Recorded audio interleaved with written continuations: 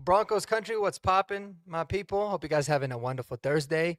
Man, Broncos just got some pretty rough news as it looks. I'm still kind of trying to dig through the Twitter stuff. We have all the updates coming in real time as they continue to come. So hopefully it's nothing very, hopefully it's nothing very serious to some of these, but some concerning things. So I'm just gonna kind of let it breathe for a little bit. We got a few people in here already. Appreciate you guys.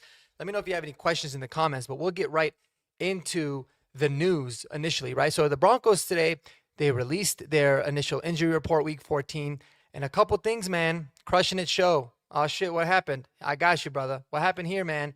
There's a couple of things. So uh, two key players were added to the injury report today. Anytime you see guys added to the injury report during the week, unless it's an illness, is usually very much cause for concern, man. Pat Bryant, who practiced in full yesterday, wasn't even on the injury report, was limited today with a hamstring. That tells me, right, because he was limited, that tells me that it happened during the practice session.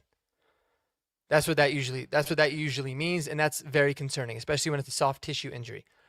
The other guy that popped up was Zach Allen. This one's a little bit different. He popped up with a calf, which is, again, the three things you never want to hear about when someone gets hurt, because you never know how long they can linger for, and especially during the week. It's foot, calf, and hamstring, or even quad, because quad, hamstring, I mean, it's the same kind of soft tissue.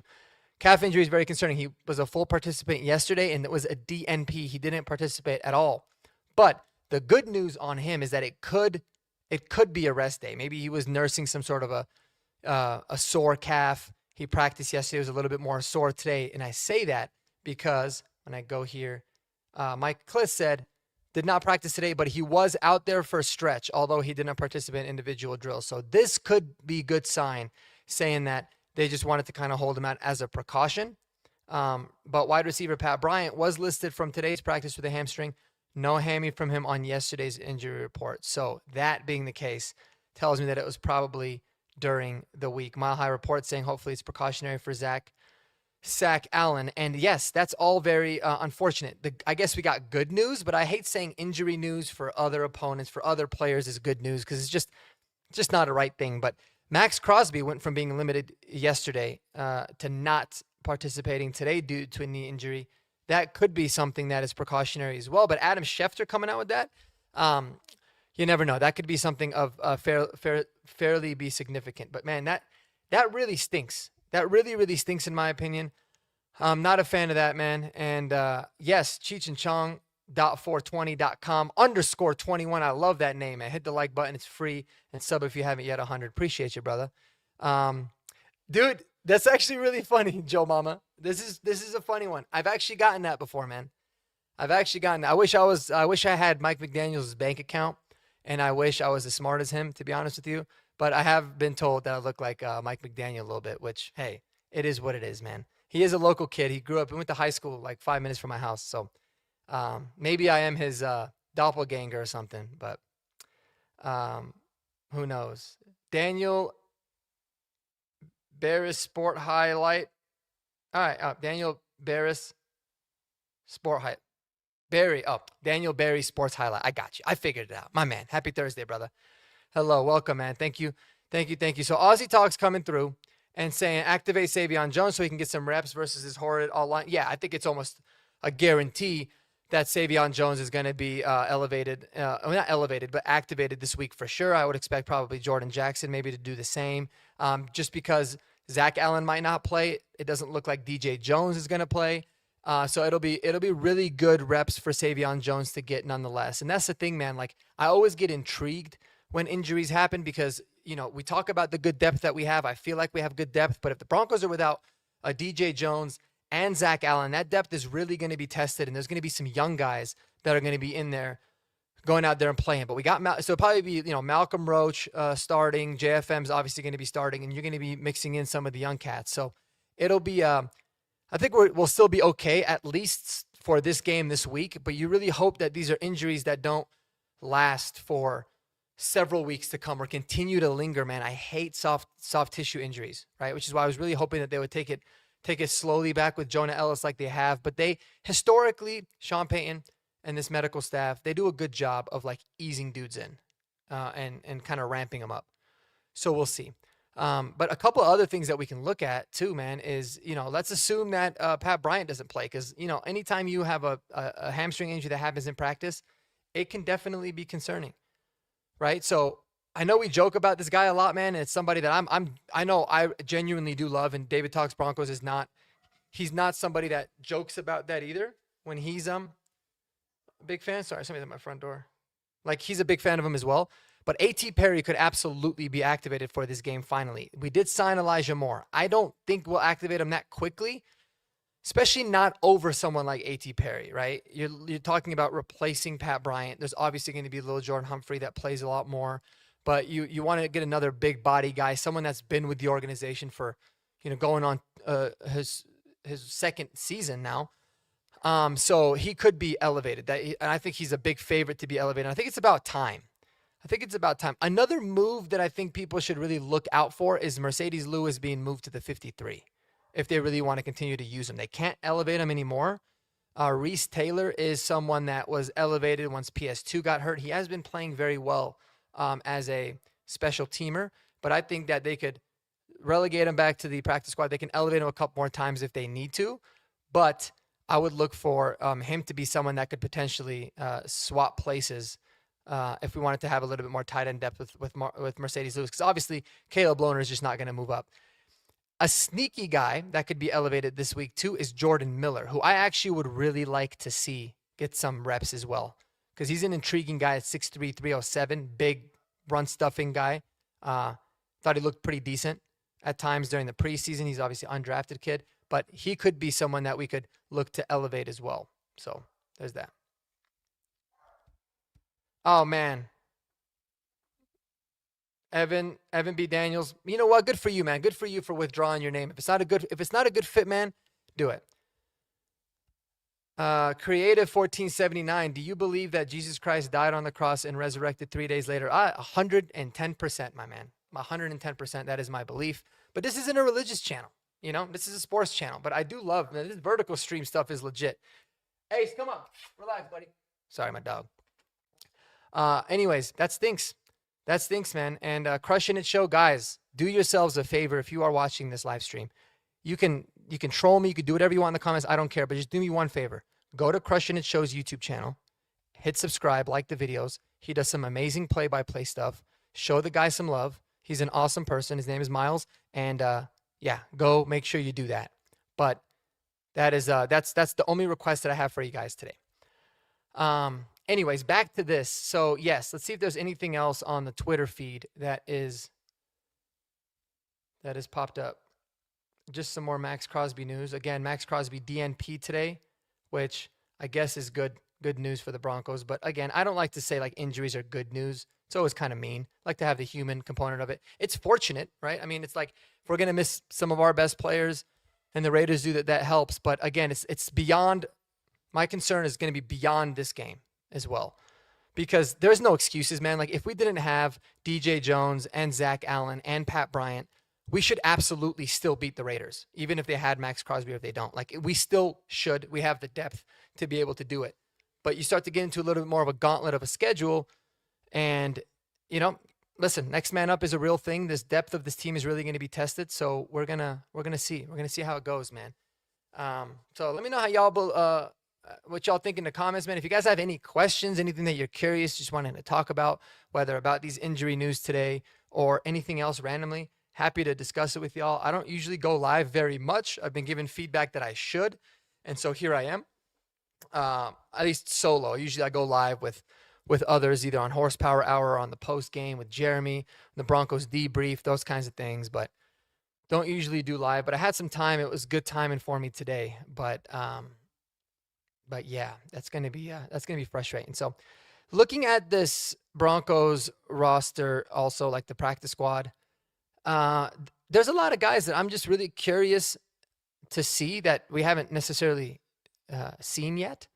But that I think are really good depth pieces. But again, I mean, could Jordan Miller, was it Jordan Miller?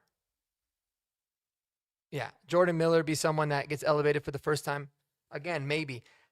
There's still a good chance that we don't actually elevate someone, even with two guys out, because we typically have a couple guys that are not activated every week, it seems like, for the most part, in Jordan Jackson and in Savion Jones. Usually both, like for a few weeks, both those guys have been inactive. So I think you could just activate both those guys and you'd feel good about where you're at overall. But if they did want to elevate Jordan Miller, this would be a time to do that. That would be really intriguing. And I would love to see A.T. Perry out there, man. I really would. Just because, I know some people are like, they hate the fact that we keep bringing him up and it gets annoying at times. And obviously a lot of it has become a joke as well. But I genuinely believe that A.T. Perry is super talented. All he's done in his limited opportunities that he's been given is produce and make plays. Like, that's all he's done. So I'd really love to see him. And again, if Pat Bryant's not going to be available for this one, this is a perfect game for him. Perfect game for him to go out there and show what he can do. Make some plays. It would be nice. But Elijah Moore, again, I don't think he's someone that's going to be activated quite yet because we just brought him in. But does anybody know what number Elijah Moore is? Y'all know I'm really fascinated with my numbers on teams. And so I don't know if they've – oh, yeah, there he is. He's number 81. There's a picture of him at practice. So he is rocking the number 81 in case he was to get elevated because it was not showing on the Broncos roster. So let's check it out. Thanks for the shout out, dude. Yeah, of course, man. Anytime. It is my pleasure. Especially with how good he blocks. LJ is likely to get higher share of snaps. Yeah, that's kind of the big benefit of bringing little Jordan Humphrey back. I mean, like whatever you need for him to do, that he's capable of doing it. You know how he's gonna do it. He knows how Sean Payton likes for him to do it. So I've liked a lot how they've used him. Like, one thing that was really frustrating with little Jordan Humphrey last year is I felt like he was holding back the development of a couple guys like Devon Vele when we had him, obviously, in Troy Franklin, because he was playing so much as a pure receiver. I like the fact that he's just been relegated to strictly a blocking role, short yardage, red zone type of a guy. So if we need to expand his role, like I would assume we would if Pat Bryant's out, that's fine. You at least know what you're getting. And guys, like, say what you want about him, he's made a lot of plays in his career, man. Like, he's made quite a bit of plays. So how do I get your autograph? You don't want my autograph, man. There's no need for that. Nothing cool about me. Who got hurt? Oh, if you're just joining now, Jacob Donato. So Pat Bryant popped up on the injury report today as limited with a hamstring after practicing in full yesterday, which means that probably happened during practice today. And then Zach Allen also popped up on the injury report, and he was a DNP. He did not participate today at all after not even being on the injury report yesterday. Good news with him is that he was at least stretching with the team, so some are speculating that it's probably just precautionary. He could have had a sore calf, a little bit of tightness yesterday that he kind of practiced through, and then he was a little bit sore still after coming out of that practice, so they just told him, stretch and take the day off. We'll know probably more about that tomorrow for sure. But I'm not very optimistic at all about Pat Bryant playing this week with a hamstring. And what's tricky about those is you never know how serious they are. It could be grade 1, which would be a week or two. It could be a grade 2, which will be the IR for him. And, not returning until the last game or so of the season, which would really stink. And then there's obviously 3, but that would be something that I think that they would report on now. It's a full-on tear, so that wouldn't be good. A.T. Perry should get some snaps at running back because we do have to lose. What do we have to lose in the run game by trying? Maybe I should bring that up with David LMFAO. Yeah, I mean, Elijah Moore would be someone that would make a little bit more sense there. But at this point, you're right, man. Like, I'm willing to have anybody back there running the ball. I know we've advocated for, like, giving more reps to Adam Prentice running the football. I feel like every time he's touched the ball, he's gotten a first down. In fact, I went back and looked at it, and that's exactly actually true. Every carry that he's gotten resulted in a first down, and every catch that he's gotten resulted in a first down. So he could be kind of more of your power guy. But again, like, as frustrating as his run game has been, and as concerned as I am with this run game, I think you gotta keep giving RG Harvey as many opportunities as possible, man. You drafted him in the second round. He's a very talented player, and you got to get his confidence going, and he's going to get better with more reps, man. He really is. And so I'd like to see that. And maybe we start giving Tyler Bidet a little bit more. Because people forget, man, like he was the starting running back last year. He was named the starter. And then in the first game, he actually started. He breaks his back and was out until the playoff game. That was very unfortunate. But he showed, like he's a smaller guy, but unlike Jaleel, he can do a lot more things. He can catch the ball out of the backfield a little bit better. He can pass protect a little bit better. And he can certainly run between the tackles better, even though they're about the same size. So he doesn't have the burst that Jaleel's got, but he is a well-rounded runner. So I'm curious if they're going to start mixing him in or if they're going to keep going with the Jaleel and RJ combo. I don't want to see three. I think if you're going to mix in Bidet, then you should just have Bidet replace what McLaughlin's been doing. But I'd like to still see RJ Harvey going. Yeah, I know you're mostly joking. Who knows? Who knows with Sean, man? I'm just kind of coming to the conclusion that Sean does not really like to run the ball very much. He likes to run a lot of plays that are extensions of the run game, right? Like the sweep passes to the outside, the wide receiver screens, which, you know, you do them on first down and you get 5 yards. I look at that like a successful run play. It's basically what it is. But again, like late in games, man, you want to milk some clock. You want to be able to kind of establish your will, really wear the defense out. I love when we're just dominating the run game. And we should have had a really successful day running the ball last week against Washington. We didn't. And so we should also have it again this week, especially if Max Crosby doesn't play. But they've given me no reason to believe that we will. But we'll see. We'll see.